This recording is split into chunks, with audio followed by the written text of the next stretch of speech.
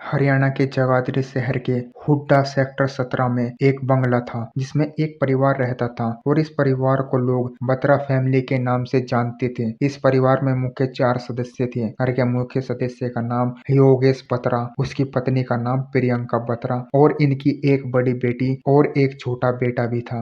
योगेश बत्रा की जगाधरी में बत्रा प्लाईवुड के नाम से खुद की मैन्युफैक्चरिंग कंपनी थी। एक करोड़ों का मालिक भी था और साथ ही शहर की जानी मानी हस्तियों में से एक था।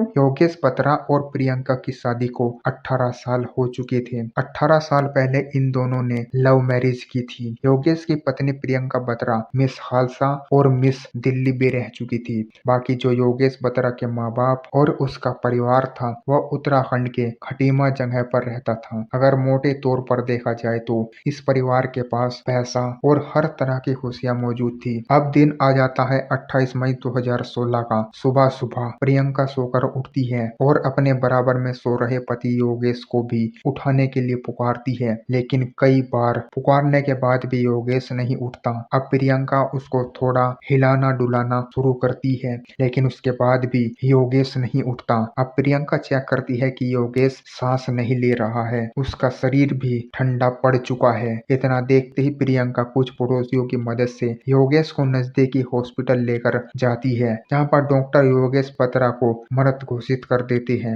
अब प्रियंका योगेश की बॉडी को लेकर वापस अपने घर आ जाती है और अपने माँ बाप और योगेश के माँ बाप को भी कॉल करके बता दिया जाता है। कुछ घंटों के बाद परिवार के सभी सदस्य योगेश बत्रा के बंगले पर आ जाते हैं। प्रियंका सभी से कहती है कि कल रात को योगेश के सीने में थोड़ा दर्द था, उसे पसीना भी आ रहा था और शायद रात को सोते वक्त उसे साइलेंट अटैक आया। परिवार के सभी लोग प्रियंका की इन बातों पर यकीन कर लेते हैं और शाम होने तक वो योगेश बत्रा का अंतिम संस्कार भी कर देते हैं। अब योगेश बत्रा की मृत्यु के बाद उसके माँ बाप जगाधरी में अपनी बहू और अपने पोते पोतियों के साथ ही रुक जाते हैं। उन्हें लग रहा था कि बहू को सहारे की जरूरत है, पति का साथ छूट गया है और माता पिता वहीं रहने लगते हैं। लेकिन कुछ दिनों के बाद ही वो नोटिस करते हैं कि उनकी बहू प्रियंका जैसे अपने पति की मौत के गम को भुला चुकी है। वो फोन पर हंसकर लोगों से बातें किया करती थी, वो काफी खुश रहने लगी थी। अक्सर वो बाहर भी जाया करती थी, तैयार होकर मार्केट जाती।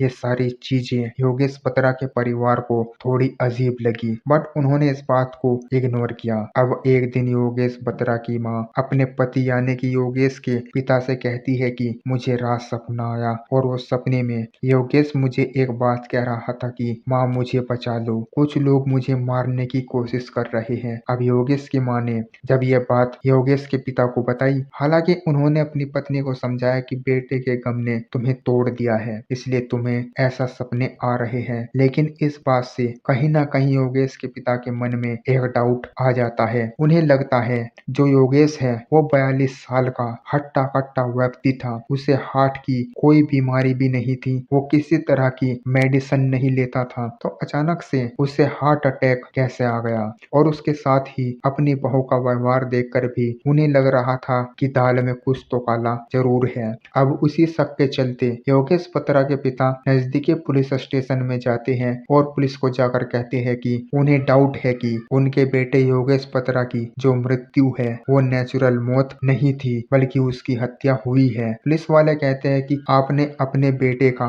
पोस्टमार्टम कराया था, तो योगेश के पिता मना कर देते हैं। तो पुलिस कहती है कि अगर पोस्टमार्टम रिपोर्ट ही नहीं है तो शक करने का कोई भी सबूत नहीं है, बाकी हम आपकी रिपोर्ट लिख लेते हैं और इस पर छानबीन शुरू करेंगे। पुलिस वाले योगेश बत्रा के पिता की कंप्लेन लिख लेते हैं, लेकिन उस पर कोई भी एक्शन नहीं लेते, क्योंकि पुलिस को भी मालूम था कि बिना पोस्टमार्टम रिपोर्ट के केस का कोई भी आधार नहीं बन सकता। अब पुलिस यहाँ पर इस केस में कोई जांच नहीं करती, तो थक हार कर योगेश बत्रा के पिता एक प्राइवेट इन्वेस्टिगेशन कंपनी से संपर्क करते हैं। वो उन्हें सारी बातें बताते हैं कि उनके बेटे योगेश बत्रा की कुछ दिन पहले मृत्यु हुई है और उन्हें शक है कि उसकी मृत्यु जो है वो नेचुरल मौत नहीं बल्कि उनकी हत्या हुई है और उसके पीछे उसकी पत्नी का ही हाथ है। अब ये प्राइवेट जांच कंपनी ये योगेश बत्रा के पिता से कुछ पैसे लेते हैं और उसके बाद उसके कुछ प्राइवेट डिटेक्टिव्स प्रियंका बत्रा के पीछे लगा देते हैं। वो प्रियंका बत्रा की सभी गतिविधियों को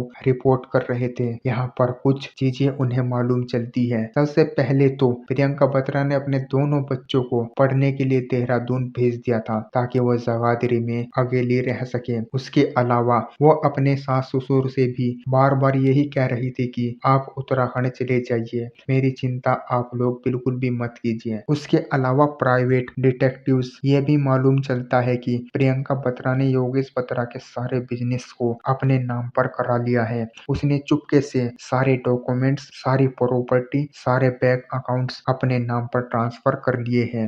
वैसे तो ये सारी जो प्रॉपर्टी है ये प्रियंका बत्रा की ही होने वाली थी, लेकिन पति को मरे अभी 2 महीने भी नहीं हुए थे, उससे पहले ही उसने ये सारे काम करने शुरू कर दिए। अब यहाँ पर जो प्राइवेट डिटेक्टिव है वो प्रियंका बत्रा को फॉलो भी करते हैं। उन्हें मालूम चलता है कि वो सुबह नजदीक के एक जिम जाती है, वो वहां तक उसका पीछा करते हैं और उस जिम में जाकर उसकी गतिविधियों को जब नोट करते हैं तो इन डिटेक्टिव्स को मालूम चलता है कि प्रियंका बत्रा जिस जिम में जाती है वहां पर एक जिम ट्रेनर है जिसका नाम रोहित है और रोहित के साथ प्रियंका बत्रा के रिश्ते बहुत ही करीबी है। जिम में इस बात की भी अफवाह थी कि प्रियंका बत्रा और ये जो रोहित था इन दोनों में एक्स्ट्रा मैरिटल अफेयर भी चल रहा था। और एक दिन तो प्रियंका बत्रा रोहित के साथ एक क्लब में जाती है जहाँ पर वो शराब पीती है और रोहित के साथ आपत्तिजनक डांस भी करती है। अब ये सारी बातें मालूम चलने के बाद ये तो कंफर्म हो गया था कि प्रियंका बत्रा का अपने जिम ट्रेनर रोहित के साथ एक्स्ट्रा मैरिटल अफेयर है, लेकिन इन प्राइवेट डिटेक्टिव्स को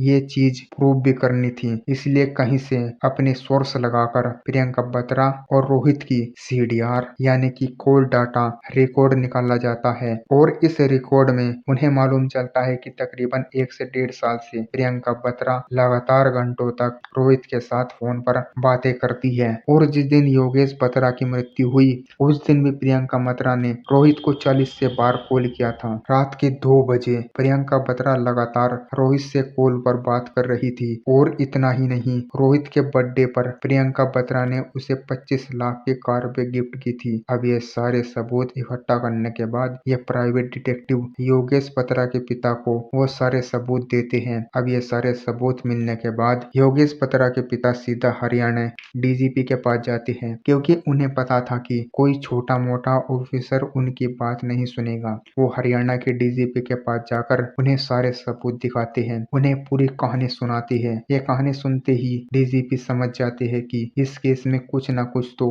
बड़ा कांड हुआ है और इसी के चलते हरियाणा के डीजीपी एक एसआईटी का गठन कर देते हैं। अब ये एसआईटी टीम सबसे पहले प्रियंका बत्रा और उसके जिम ट्रेनर रोहित की सीडीआर निकालकर उससे वेरीफाई कर लेती है कि तकरीबन 1 से 1.5 साल से ये लगातार कॉल पर घंटों तक बातें करते हैं। फिर उनके जिम में जाकर ये चीजें भी वेरीफाई कर ली जाती है कि इन दोनों में एक्स्ट्रा मैरिटल अफेयर चल रहा है। साथ ही यहाँ पर पुलिस को ये भी मालूम चलता है कि जिस रात योगेश बत्रा की मृत्यु हुई उस रात को ये रोहित और प्रियंका बत्रा दोनों की मोबाइल लोकेशन सेम थी। इसका मतलब उस रात रोहित भी प्रियंका बत्रा के साथ उनके बंगले में ही मौजूद था। और इस बात की पुष्टि वहां पर लगे सीसीटीवी कैमरों से भी हो जाती है, जिसमें ये जिम ट्रेनर रोहित 2 लोगों के साथ योगेश बत्रा के घर में एंटर करता हुआ दिखाई देता है। यहाँ से पुलिस को इतना तो मालूम चल गया था कि योगेश बत्रा की हत्या के पीछे कहीं ना कहीं रोहित और प्रियंका बत्रा का हाथ जरूर है। और इन्हीं सबूतों के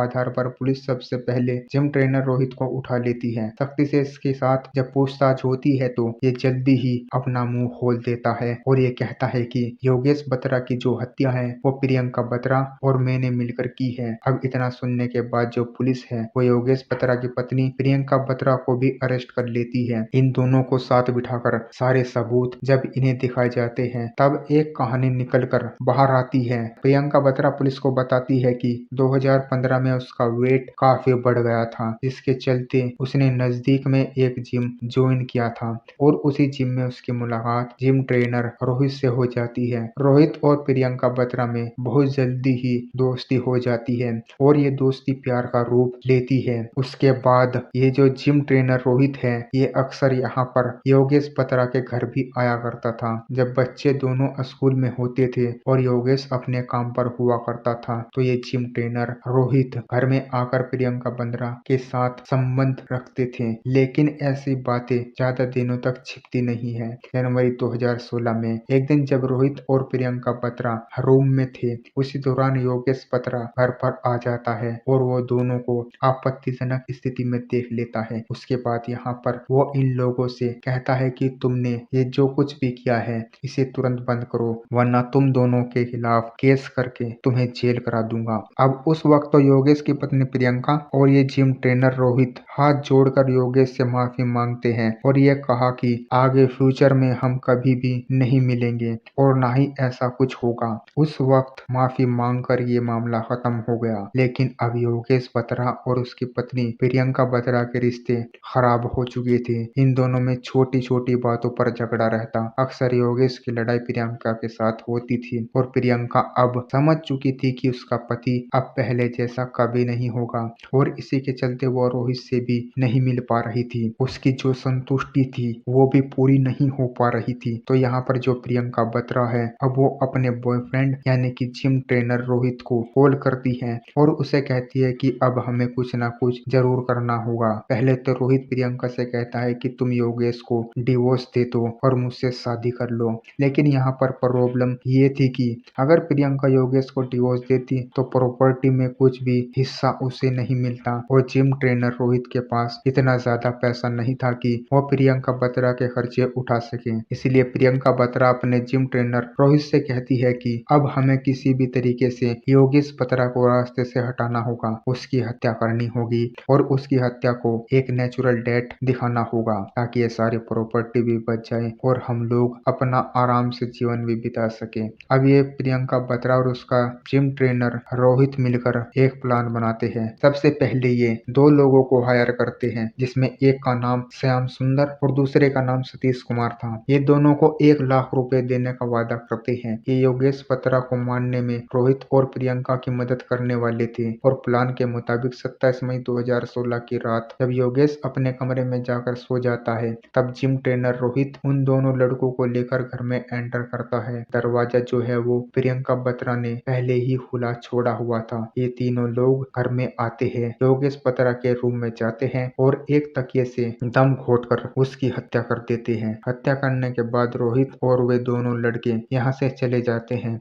और अगली सुबह प्रियंका बत्रा इस तरह का नाटक करती है कि योगेश बत्रा को हार्ट अटैक आया है ताकि किसी को भी इसके ऊपर शक न जाए। काफी हद तक ये अपने प्लान में कामयाब हो चुकी थी, क्योंकि योगेश बत्रा का पोस्टमार्टम किए बिना ही उसका अंतिम संस्कार भी कर दिया गया था। लेकिन बाद में किसी तरीके से योगेश बत्रा के पिता को उस पर डाउट हुआ और उन्होंने जो प्राइवेट इन्वेस्टिगेशन कंपनी हायर की थी उसकी मदद से इस पूरे केस का खुलासा हो पाया। अब पुलिस के सामने सारी सच्चाई आ चुकी थी। इस पूरे केस में लगभग 25 लोगों की गवाही, कुछ यहाँ पर एविडेंस उठाए गए, कोर्ट में पेश किए गया, लंबी कार्रवाई चली और फाइनली 6 अगस्त 2021 को योगेश बत्रा की पत्नी प्रियंका बत्रा, उसके जिम ट्रेनर रोहित और दो जो उन्होंने लड़कों को हायर किया था, जिसमें एक का नाम श्याम सुंदर और दूसरे का नाम सतीश था, इन चारों को उम्र कैद की सजा सुनाई गई। इस तरह से योगेश बत्रा के पिता की सूझबूझ से इस पूरे केस का खुलासा हो पाया और योगेश बत्रा के हत्यारों को सजा मिल गई। ऐसे ही वीडियोस देखने के लिए हमारे चैनल को सब्सक्राइब करना ना भूलें।